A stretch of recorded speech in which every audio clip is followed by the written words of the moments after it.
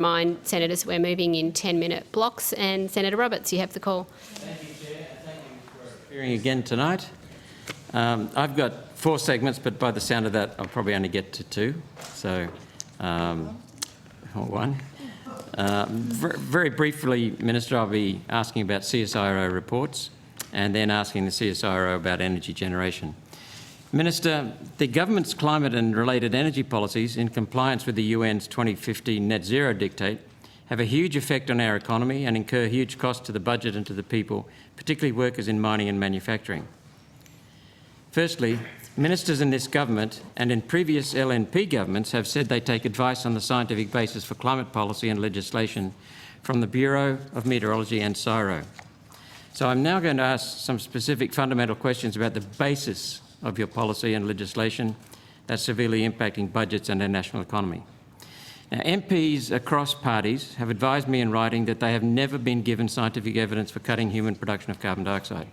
Others, including ministers, have advised me in writing others advocating cuts and climate-related changes to energy policy have been unable to provide the evidence and underpinning their policies and legislation. The evidence that the Minister gave to me at Monday's Bureau of Meteorology session made it very clear and proved that the government does not understand what is science. So my freedom of information requests and parliamentary library searches have failed to find any Bureau or CSIRO reports to ministers or MPs providing the logical scientific points with the empirical scientific data showing that carbon dioxide from human activity needs to be cut. So I'd like to table this document that I made. It's only summarising what I'm about to read, so it's very, very clear what I would like from you, Minister. Senator McAllister took this during the bomb session. My constituents, firstly, my constituents and I need to know the scientific basis for your climate and energy policy and legislation. On notice, please provide CSIRO reports, scientific papers, government papers, that provide logical scientific points as the basis for your government's climate and energy policy and legislation. A logical scientific point, this seems to be missed by many politicians, a logical scientific point is empirical data within a scientific logical framework that quantifies the specific effect of carbon dioxide from human activity on climate as the basis for policy. That is, per unit of carbon dioxide from human activity, what is the effect on atmospheric temperature, ocean temperature, severe weather storms or other climate variables. In each case, please specify the report title and the specific page numbers presenting the logical scientific points on which you rely.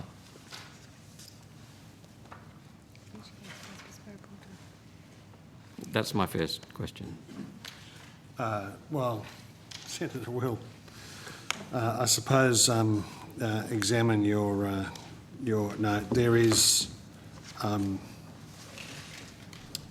as you know, an overwhelming scientific consensus on the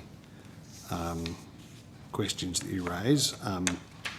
I suspect that no amount of information that could be provided to you would satisfy you on these questions.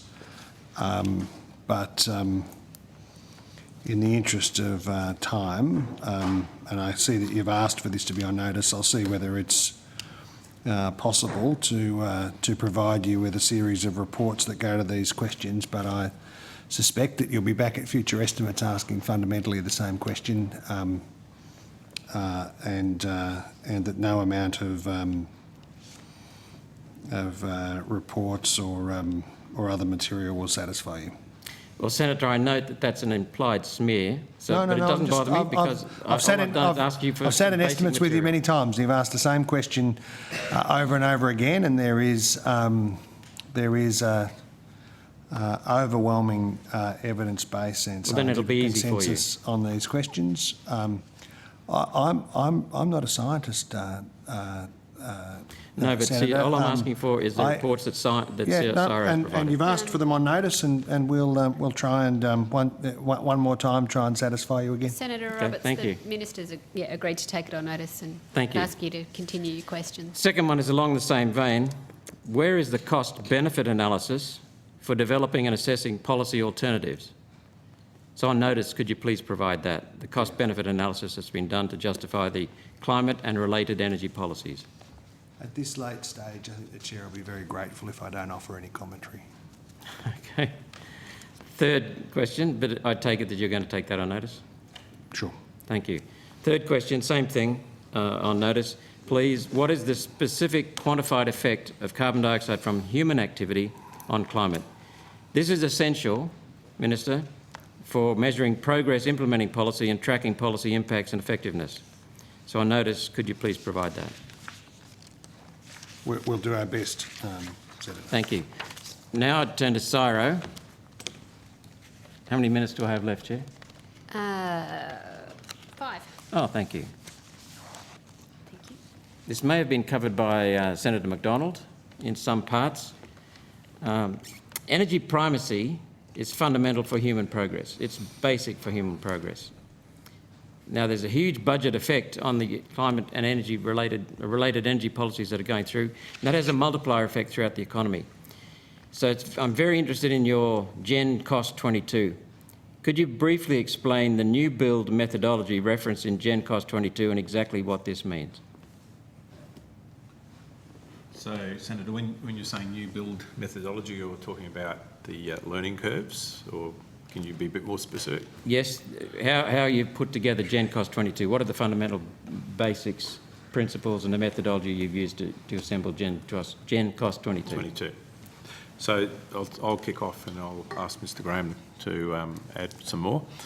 So we do a number of things with Gen Cost. The first one, we do levelised cost of electricity analyses, where you're just looking at each particular technology, understanding the inputs in terms of capital, operating costs, and we're also trying to include what are the firming costs that come with the renewable or the variable technologies, and then you can calculate a levelised cost of electricity. So it gives you a bit of one method of comparing each of these technologies as they go forward, and that's done for the benefit of AEMO, who use that as part of their integrated system planning work. So we do that analysis based on the best updates we can get on costs and from engineering companies and from the industry. The second part that we do is looking at some scenario work when you bring it together in the system and trying to understand how might that look as you do various projections forward. So it's the two pieces of work. Okay, thank you. Gen Cost 22 assumes a future reduction in unit costs of large-scale solar and battery storage of 48% and 58% respectively. This compares with a predicted reduction for onshore wind of 8% and 3% for coal. What do you base this more than halving of unit costs for wind, solar and batteries, given lithium is over 10 times, I think it's 13 times, more expensive today than just 2 years ago? So the methodology that's being used as you go through there is this learning curve methodology, and it looks at both the historical data that's actually occurring as people build things, and then uses the maturity level as well, understand will that curve continue or will it start to flatten out. So that's the underlying methodology that we're using. Mr Graham might want to elaborate on that. Dr Mayfield. So what I'm understanding from your message is that onshore wind and coal are well down the learning curve, and so there's going to be little opportunity for improvement. They're more mature, so the opportunities are less, and the learning occurs as you build out. So Mr Graham mentioned before, as you build out more and more capacity, you get the chance to learn, but as you get more mature, that does slow up. It's also volume, Senator. There's been a lot of wind turbines made around scale. Yeah. Do you want to add?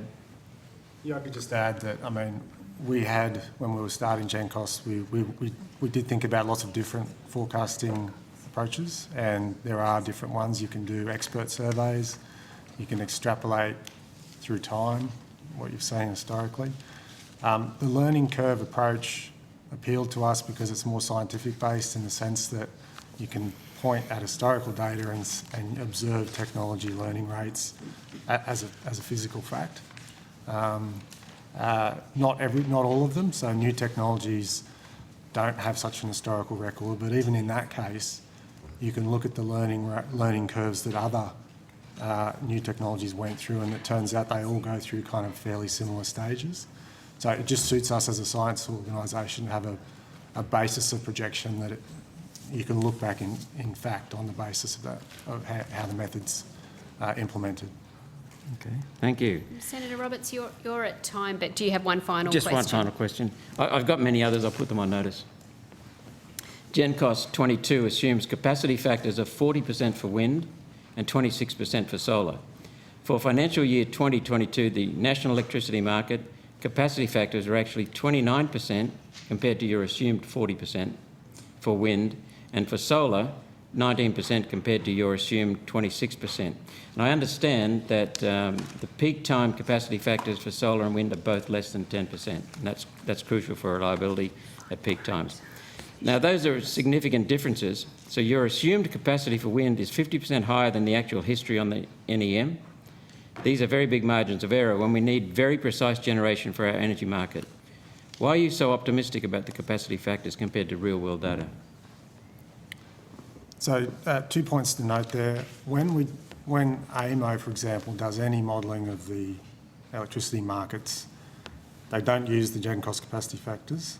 They use their own renewable energy zone, half-hourly, detailed weather-based capacity factors for each renewable energy zone in the NEM. The purpose of the capacity factors in our report, in GenCost, is we're trying to give people a range of the future levelised cost of each of the technologies. And when we're doing that, we want to look at, for a new, relatively new technology, what's the range of potential capacity factors that it could achieve, keeping in mind that that's probably going to be a bit better than historical, because historical technologies just aren't as good. You know, technology gets better over time. So the range that we use in GenCost is about new technologies being deployed in the future, and they will be a bit better than the historical average. So there's an assumption they will be better? Yeah, based on observation that technologies do get better, yeah. Okay. Thank you very much, Chair. Thank you, Senator Roberts. Thank you for your answers as well. And Senator Cox,